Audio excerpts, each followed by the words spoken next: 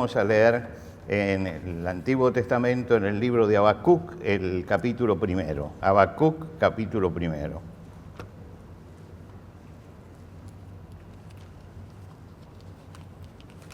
Habacuc, capítulo primero. Les voy a dar tiempo para que todos busquen.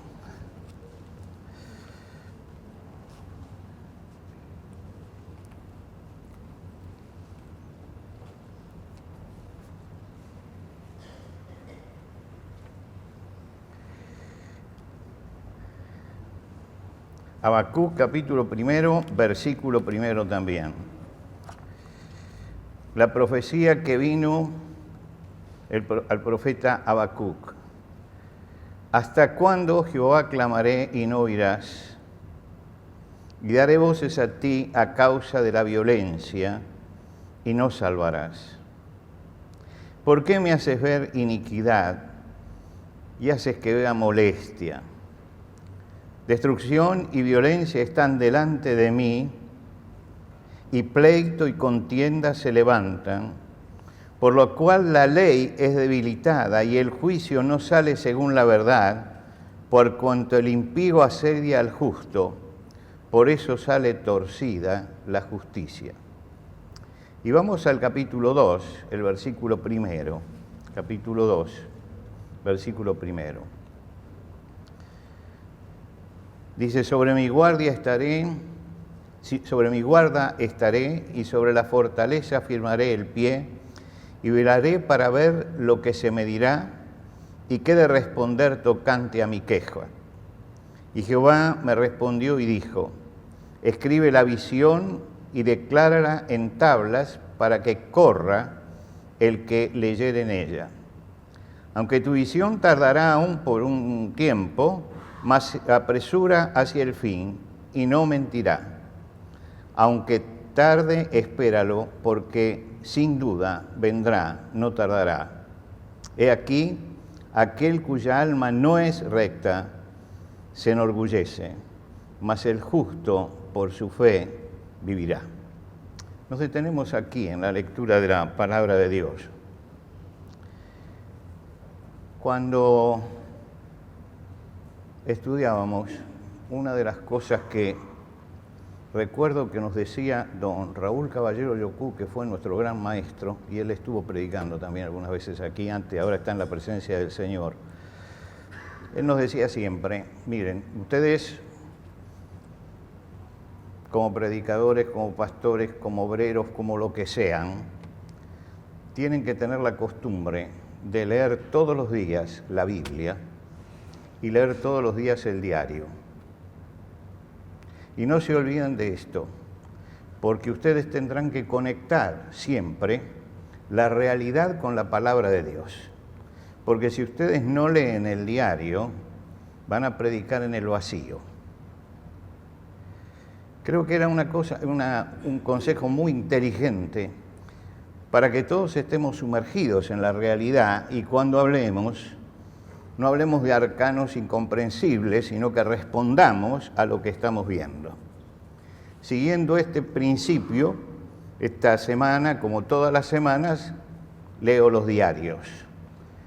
Y por supuesto, ahora con Internet tenemos la posibilidad de leer todos los diarios, de entrar a todos, y por costumbre de persona mayor, digámoslo así, yo siempre tengo un diario en papel porque para mí el papel es irreemplazable, ¿no? Pero consultamos todos los diarios, qué es lo que está pasando. Bueno, esta semana arreció la guerra en Ucrania, la destrucción de ciudades, de países, la muerte de gente. El presidente Biden acaba de derribar el globo que los chinos hicieron volar, lo que quiere decir que llevamos a la sociedad al borde de una tercera guerra mundial, y estamos allí. Cuando miramos América Latina, todos los países están quejándose por la gran corrupción, porque pues sus dirigentes se enriquecen mientras que el pueblo está cada vez más pobre. Cuando miramos nuestro país vemos muerte por todos lados. Me hablaban a mí del caso de este joven que una jauría de compañeros lo mataron a puntapié. Y cuando termina esto aparece el caso de un niño que también lo sacrificaron en la casa. ¿Y qué vamos a escuchar la semana que viene? ¿Qué vamos a escuchar? Vamos a seguir escuchando lo mismo. Vamos a seguir escuchando. Y esto llega un momento que nos hace mal y que nos deja perplejos. ¿Por qué? Porque después de leer los diarios, todo esto, vamos a leer la palabra de Dios. Y cuando leemos la Biblia, nos preguntamos, Señor, ¿por qué? ¿Por qué no pones tu mano? ¿Por qué no fulminas? ¿Por qué no haces el juicio en este momento? Porque ya otra tercera guerra, otro muerto, otra violencia. Y por eso, este día, este domingo, leemos el profeta Habacuc. Porque el profeta Habacuc es muy citado en el Nuevo Testamento, muy citado en el libro de los Hechos, en la carta a los romanos, en la carta a los gálatas, a los filipenses, a los hebreos, se cita al profeta Habacuc, muy citado, muy citado. Es totalmente distinto a otros profetas.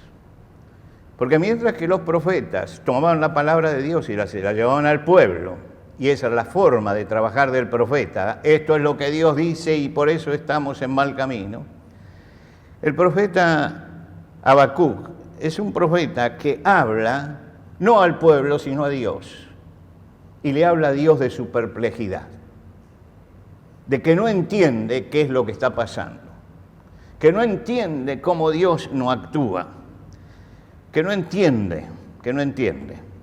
¿No le ha pasado a usted esto? Si a usted no le pasó esto, levántese y váyase porque esto no es para usted.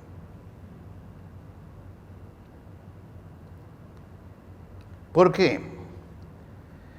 Porque muchas veces pasan cosas que no entendemos, creemos a veces que va contra el carácter mismo de Dios, que resultan absurdas, y esto es lo que le pasó a Habacuc. ¿Por qué prospera el impío? ¿Por qué prospera el corrupto? ¿Por qué el piadoso tiene que soportar permanentemente? ¿Por qué no contesta rápido la oración Dios y pone las cosas en orden y se acabó? ¿Por qué el Señor no actúa?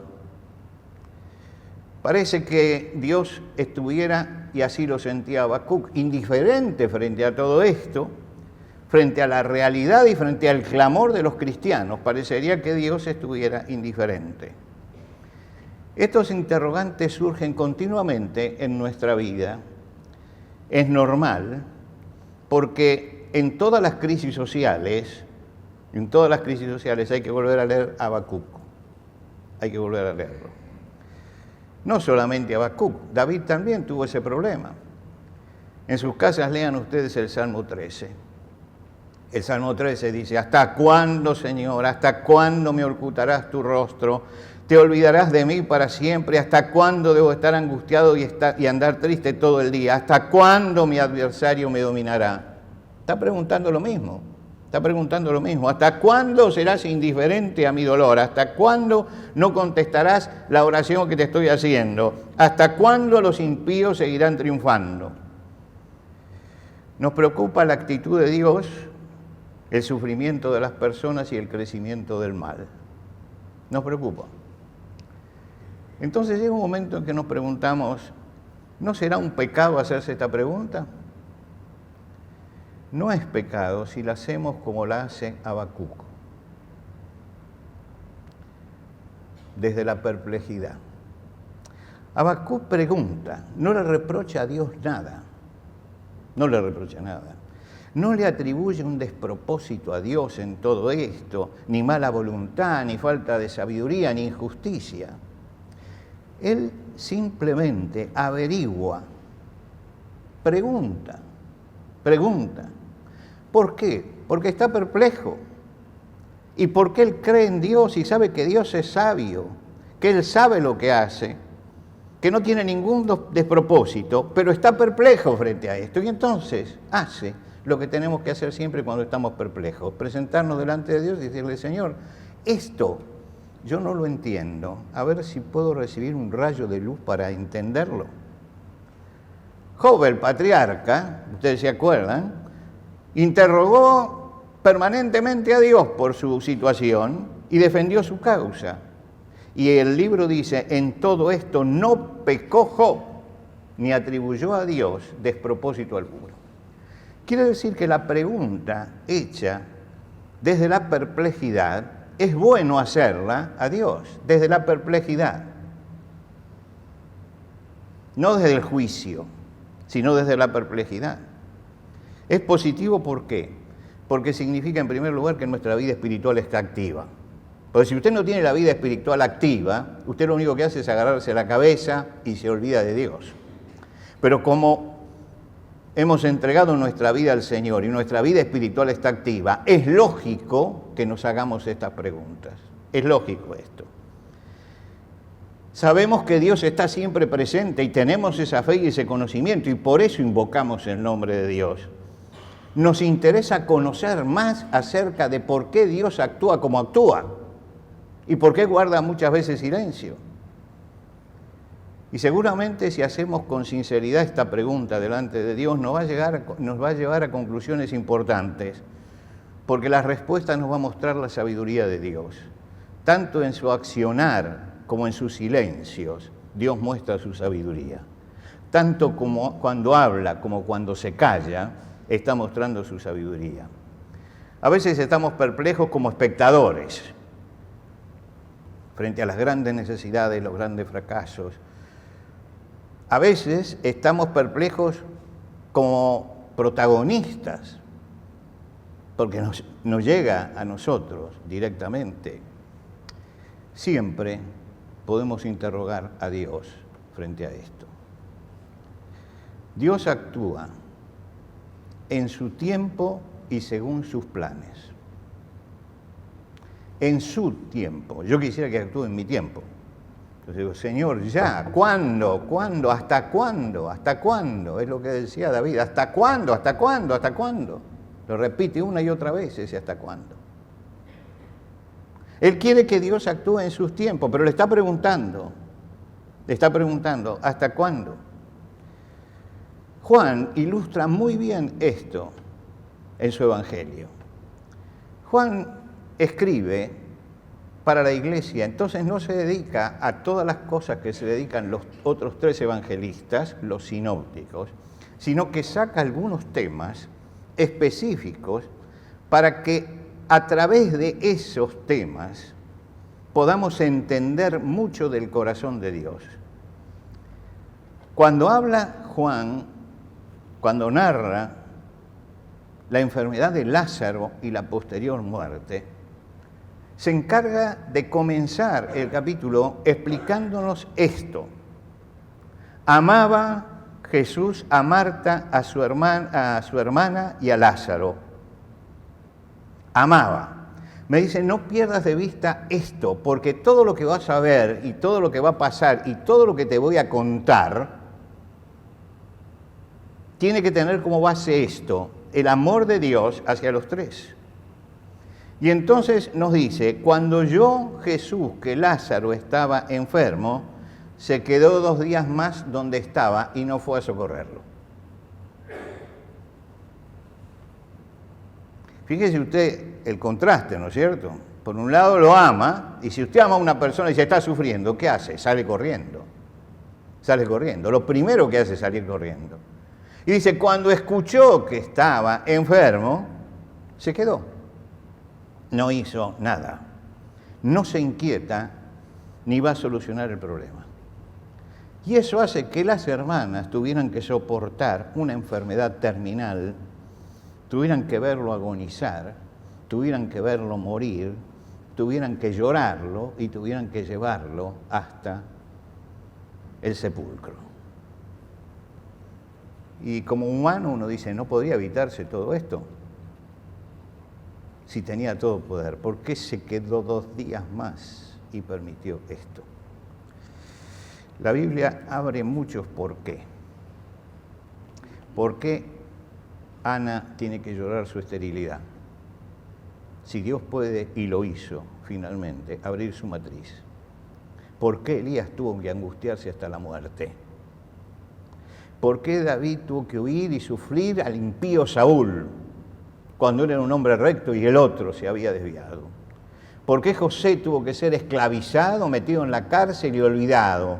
¿Por qué Jeremías sufrió el menosprecio durante toda su vida? ¿Por qué? ¿Por qué? ¿Por qué Marta y María tuvieron que sufrir todo esto? Podía haberse evitado. Solo faltaba que Dios actuara en ese momento. Jesús da varias respuestas a esto y da una respuesta a la enfermedad en primer lugar. Y él dice, no es para muerte, sino para la gloria de Dios. Como diciendo, el plan mío es un plan distinto al de ustedes. Nuestro plan es la respuesta inmediata, es evitar el sufrimiento, es evitar el dolor. Dios tiene otro plan mucho más amplio. El plan de Dios es mucho más amplio. Si Él llegaba y sanaba a Lázaro, se cumplía el plan de los hombres, ahora se va a cumplir el plan de Dios. Y el plan de Dios no abarca solamente a María, Marta, Lázaro, abarca a los discípulos que están con Él, abarca a la multitud que está frente a la tumba, abarca al gobierno de Israel y abarca la redención del mundo. Todo esto abarca el plan de Dios. Y aparece aquí. La razón de su tardanza se la explica a los discípulos. ¿Y qué les dice? Lázaro ha muerto y me alegro por ustedes. De no haber estado yo en ese momento allí, porque ahora van a tener que creer, en serio. Se estaba preocupando por la fe de ellos. A Marta, en el encuentro, cuando se acerca y le pregunta, y le dice, es casi un reproche, si hubieras estado aquí, mi hermano no hubiera muerto. Le dice, yo soy la resurrección y la vida, ¿crees esto? Cuando llega a la tumba, le repite, ¿no te he dicho que si crees verás la gloria de Dios? Al pueblo reunido hace una oración, dice, Padre, te doy gracias porque siempre me oyes, pero lo dije a causa de la multitud, para que crean.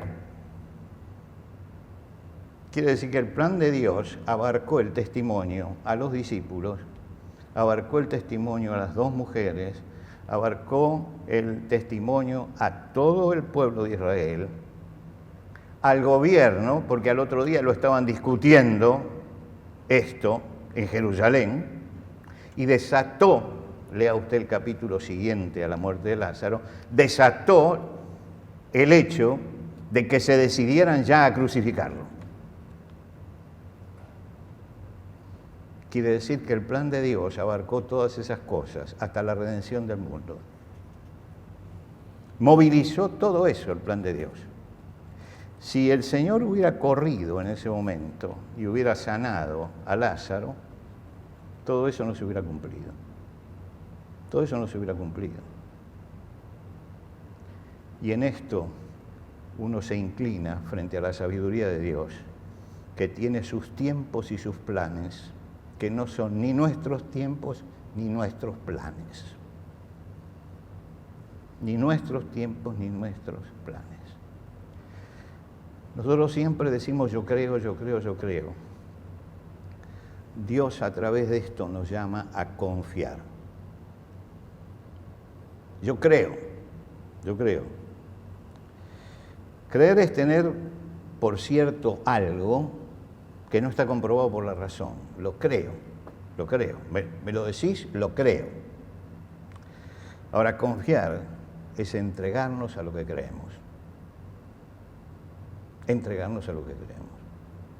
Las primeras veces que yo tuve que volar, ¿no? Yo decía, esto es totalmente antinatural. Que alguien se suba a esto y lo levanten allá arriba. Entonces me empezaron a explicar todo el asunto. Que es más frecuente y más posible que yo tenga un accidente en un colectivo que en un avión, porque las estadísticas lo demuestran. Que los aviones están equipados en tal forma que hay recursos, que hay salida, que hay todo lo demás. Y usted dice, sí, ¿usted cree esto? Sí, bueno, ahora suba. Ahora suba.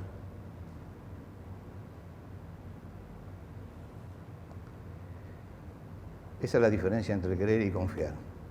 A mí me explican algo, yo lo creo, me lo dicen, lo creo. Ahora confiar es cuando yo me entrego realmente.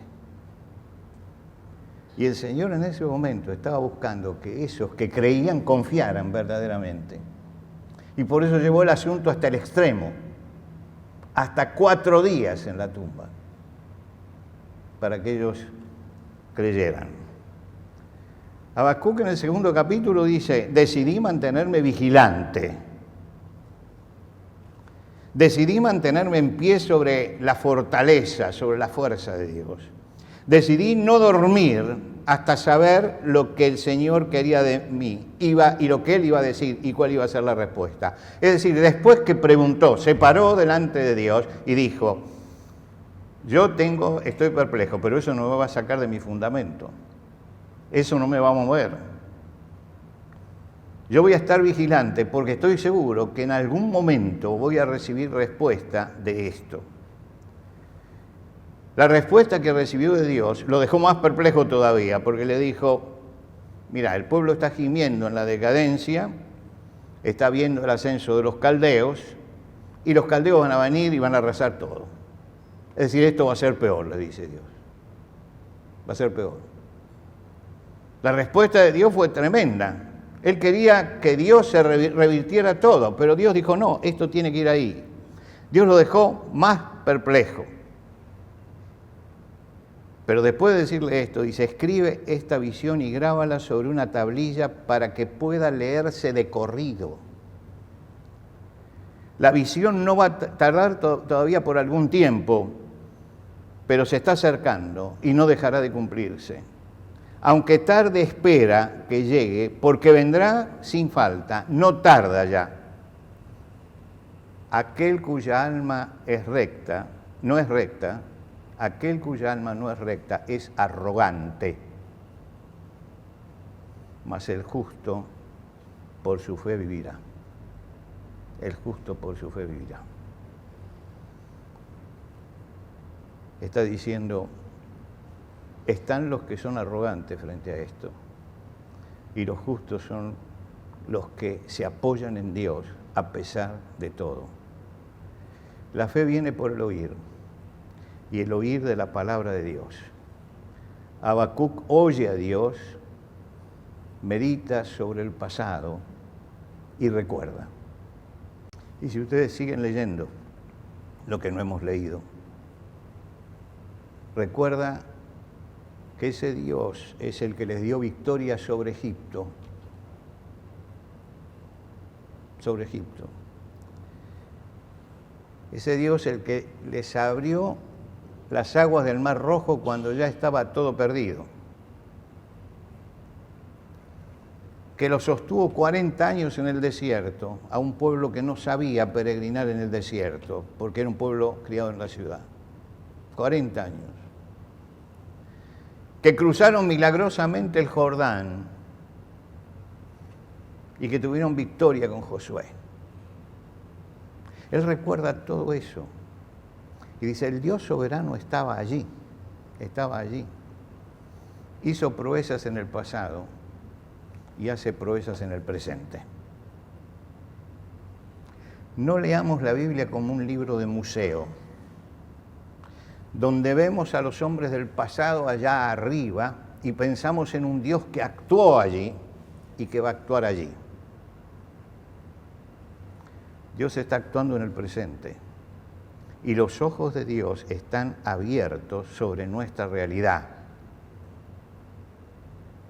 Elías acusó a los profetas de Baal diciendo, griten fuerte porque a lo mejor está durmiendo, su Dios. Griten fuerte. Y ellos le gritaban a Baal, más fuerte porque está durmiendo. Les tomaba el pelo. A Dios no hace falta que le gritemos. Algunos creen que sí, que tienen que hablarle a los gritos a Dios. No, no hace falta que le gritemos, no hace falta que le gritemos. Dios escucha y habla en el silencio. Y cuando Habacuc meditó todas estas cosas y pensó todas estas cosas, él que estaba perplejo y que ahora resulta que las cosas iban a ir peor todavía, llega y dice, Dios es un Dios soberano que hizo proezas en el pasado, las va a hacer en el presente, y tengo que afirmarme en el Señor y poner su fe en Él, porque rayos brillantes salen de su mano y allí estaba escondido su poder. Lo dice poéticamente, toda la fuerza está en sus manos y allí está su poder. ¿Cómo termina Habacuc? Hemos leído cómo empieza. Hemos visto el proceso. Llegamos al final. Y al final escribe un salmo. Y termina con un salmo. Y dice, aunque todavía no florece la higuera, ni hay uvas en los viñedos, ni hay tampoco aceitunas en los olivos, ni los campos han rendido sus cosechas, aunque no haya ovejas en los rediles, ni vacas en los corrales, yo me alegro en ti, Señor, me regocijo en ti, Dios de mi salvación. Tú, Señor, eres mi Dios y fortaleza. Tú, Señor, me das pies ligeros como de ciervas y me haces andar en las alturas. Y esto es lo que tenemos que buscar, que nuestra fe en el Señor, una fe profunda, se asienta en Él y que podemos mirar el desierto a nuestro alrededor, pero sabemos que finalmente en algún momento la higuera va a florecer y habrá uvas en los viñedos y habrá olivas en los olivares, porque Dios sigue estando en su trono. Seguramente tendremos que soportar muchas cosas. Seguramente no van a solucionarse las cosas de un momento a otro. El justo vivirá por la fe. Yo tengo que sostenerme en las manos del Señor para poder seguir adelante. Tú, Señor, eres mi Dios y mi fortaleza. Esta frase es contundente y es la frase con que Él está culminando su salmo. Yo me alegro en ti, Señor, me regocijo en ti, Dios de mi salvación. Tú, Señor, eres mi Dios y mi fortaleza. Y nosotros, a pesar de todo lo que vemos, seguimos confiando en Él.